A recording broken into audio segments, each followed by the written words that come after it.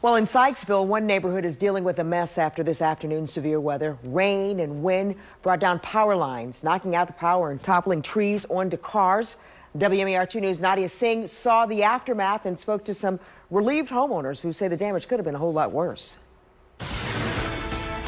Severe weather came through this Sykesville neighborhood earlier today, leaving damage like this. Trees toppled on top of cars in this quiet neighborhood. Residents I spoke to say they're happy the damage wasn't worse.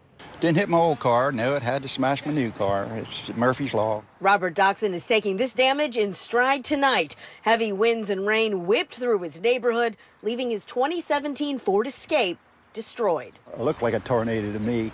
It came through and then jumped up. There's been no confirmation that a tornado made this mess, but Sykesville Fire Department crews canvassed this area for damage. Now the cleanup starts for those who live here. It went beside my house. It's amazing. That amazed me that it missed my house.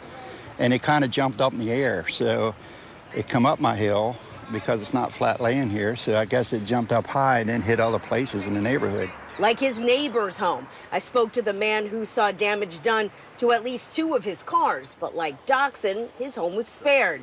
Another neighbor who saw it all happen was in awe. Within 15 seconds, it did all this, but it was amazing how it dropped down. It was at tree level, and all of a sudden you heard this crack, crack, crack. Trees splitting, huge pieces finding themselves on top of vehicles. The weather leaving a mess in its wake.